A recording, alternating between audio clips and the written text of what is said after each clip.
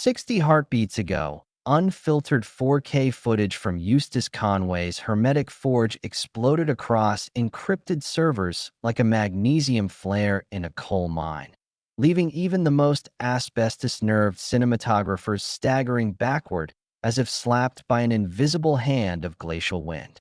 The workshop, 211 yards of serpentine footpath from the main cabin, cocooned inside a cathedral of 300-year-old hemlocks whose needles filtered sunlight into emerald dust, had been a black site-level sanctum for 31 consecutive growing seasons.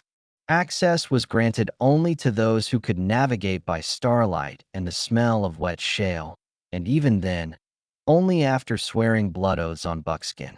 Until this cataclysmic breach, the edifice itself was a trompe l'oeil of humility.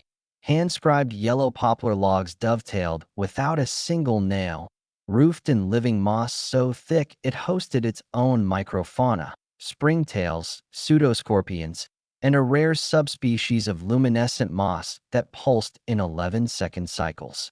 Forest duff hugged the walls like a bearskin cloak. A lone door of ironwood heartwood, banded with hand-forged strapping quenched in bare fat, stood sentinel. Eustace had repelled every supplicant with the silence of a glacier calving or conversational judo, redirecting curiosity toward flint napping, brain tanning, or the proper way to read deer scat like tea leaves. Yet in the 6 weeks preceding the intrusion, Eustace's psychic armor had begun to exfoliate.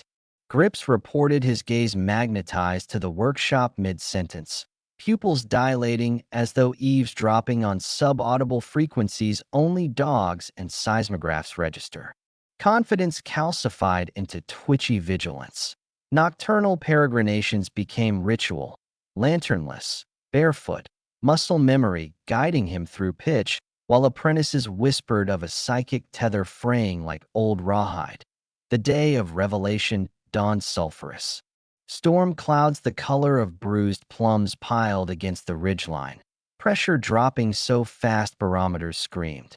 Eustace led the phalanx in monastic hush, the trail elongated like taffy under psychic tension, 200 yards stretching into perceptual leagues where every footfall echoed like a gavel in a hollowed-out courthouse.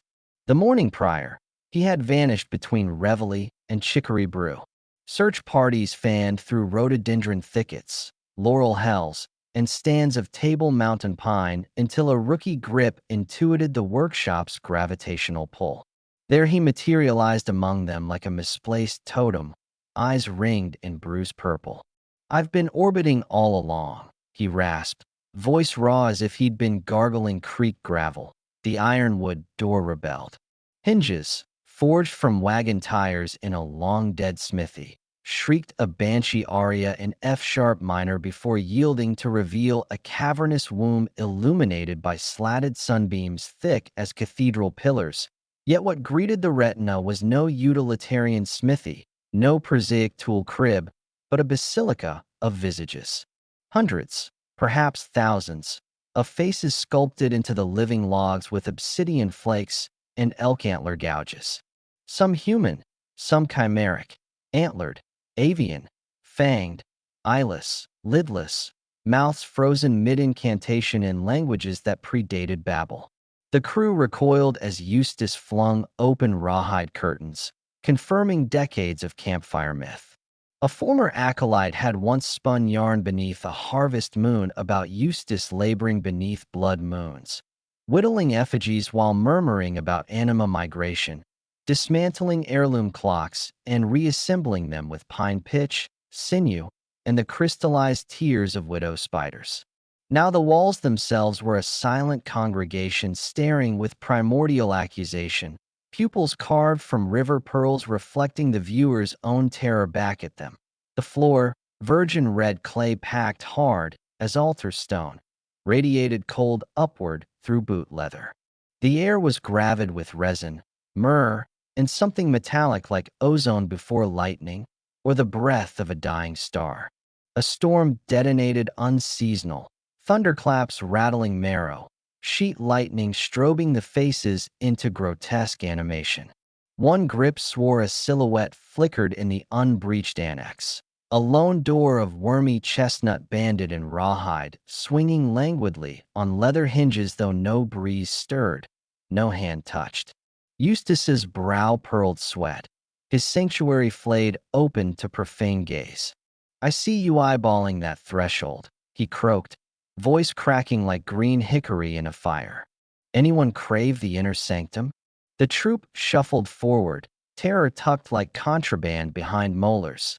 The annex unveiled a charnel gallery. Animal crania curated in mandala precision. Whitetail skulls chipped to fractal filigree with stone burins, hawk talons lacquered in walnut oil, bear canines drilled and strung on copper wire stripped from pre-transistor telegraph lines.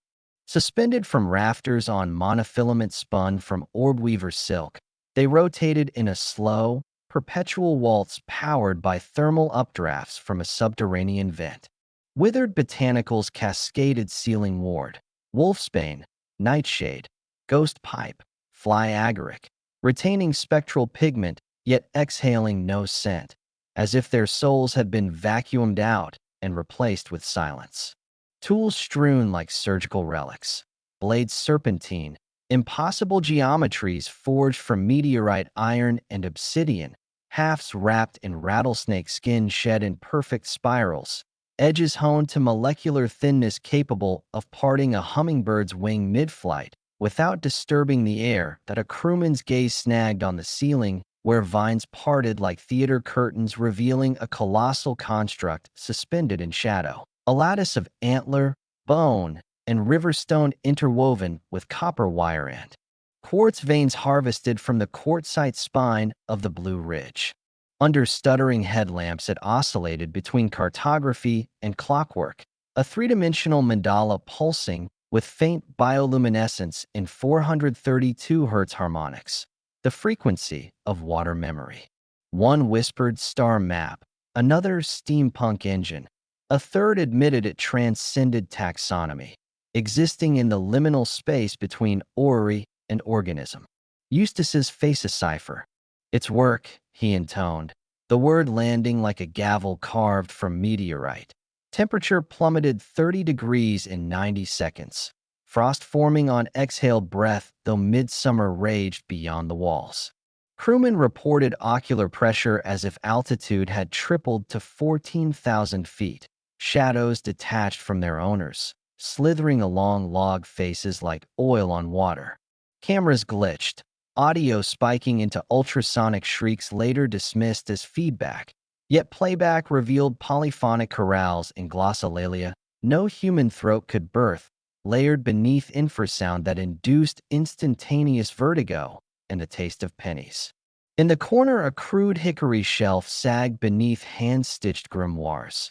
Pages vellum thin, ink derived from gallnut, soot, and the dried blood of a white-tailed doe taken under a blue moon. Script toggled between English and glyphs resembling Ogham, fused with Cherokee syllabary and something older, linear descents that hurt to follow, like staring at the sun through a pinhole. Eustace intercepted the lens. "Those stay sealed." "Not yet. Maybe never." But the shutter snagged star charts annotated with lunar parallax, rare flora sketched beside toxicity indices, diagrams of telluric currents vortexing beneath Turtle Island in golden ratio spirals. Glass demijohns lined a lower ledge, contents defying entropy. One held soil that shimmered like crushed opal when observed, collapsing to mundane clay when ignored. Another vial swirled between clarity and obsidian in Mobius loops. A third nurtured quartz lattices proliferating like coral in time-lapse, sealed with pine rosin and runes that glowed faintly under UV. Deeper still, a reliquary of analog recordings. Wax cylinders nested in cedar shavings, cassettes labeled in the same cryptic orthography, reel-to-reel tapes the size of wagon wheels wound with magnetic tape salvaged from Cold War listening posts. Eustace confessed decades harvesting the mountain's nocturnal soliloquies, capturing what articulates when mankind's ears are corked. Everything vibrates, from quartz to quasar. A brave sound engineer beseeched audition. Eustace threaded a reel-to-reel.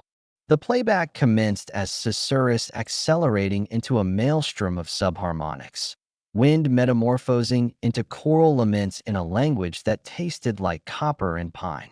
Pin-drop silences punctuated by interrogative calls and frequencies that bypassed cochlea, drilling straight into limbic tissue. Teeth ached, vision smeared. Eustace distributed beeswax earplugs, grinning like a coyote. At 2 minutes, he killed the feed. Yet residual harmonics lingered. Crewmen doubled over, jaws clenched. Some reported synesthetic blooms. Crimson fractals blooming behind eyelids. The smell of ozone and wet dog. The silence afterward denser than felt. One producer later confessed dreaming of arboreal cathedrals where bark peeled to reveal circuitry of mycelium, roots pulsing with bioluminescent code. Near the egress, a fresh carving eye level to Eustace's 6'2" frame. Glyphs translating to a date 3 weeks hence beneath the English legend completion. The kerf marks still bleeding sap, meaning Eustace had incised it post-dawn. Confrontation erupted. What concludes? His voice flattened. You've supped enough. The door slammed. Ironwood reverberating like a crypt seal.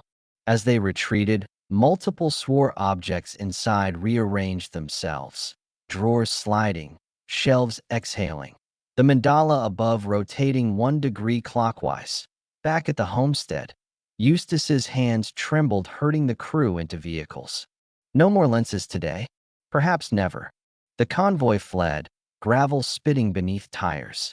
In subsequent moons, neighbors chronicled anomalies. Foxfire pulsing in concentric rings, owls congregating in perfect pentagons, flora blooming retrograde, dogwood in December, trillium in July, bloodroot forming crop circle mandalas visible only from drone altitude. Warm Springs Productions salivated over the dailies, scheduling return shoots. Eustace stonewalled citing squall lines, cordwood quotas, or the need to listen to the mountain's diastolic thump. Yet the carved date loomed like Damocles. One executive received a parchment missive in Eustace's spidery hand. Some portals demand precise atmospheric pressure to reseal. The fated dawn arrived. Half the crew phoned in psychosomatic. Reviewing raw footage birthed new phantoms, single-frame apparitions, translucent figures mirroring Eustace's gestures. Audio forensics unearthed infrasonic mantras inducing vertigo.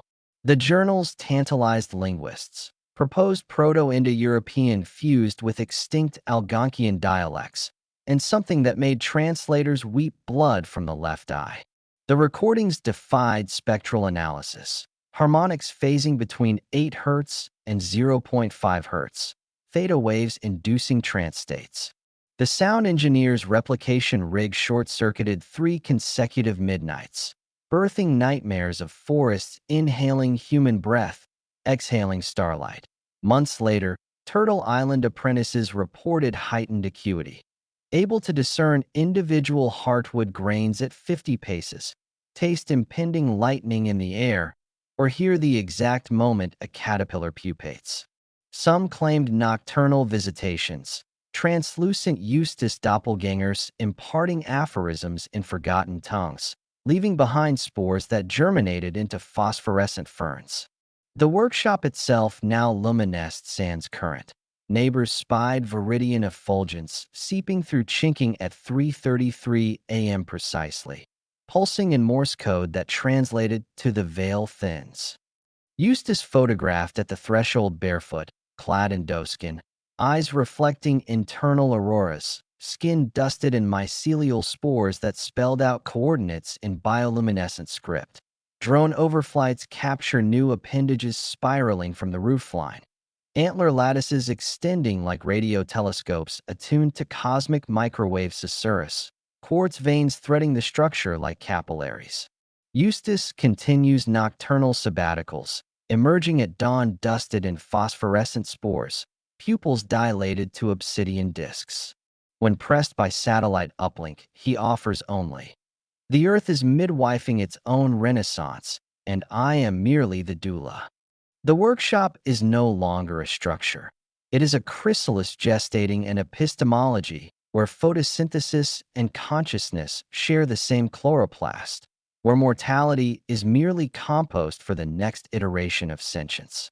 Whether this portends revelation or rupture remains sealed behind that ironwood portal, accessible only to those willing to trade certainty for wonder, sanity for symbiosis, and Eustace Conway, the last Homeric bard of the biosphere, stands sentinel ensuring the forest's final secret is spoken only in the language of root and resin, thunder and thaw, blood and bloom, until the mountain itself exhales the next verse of creation.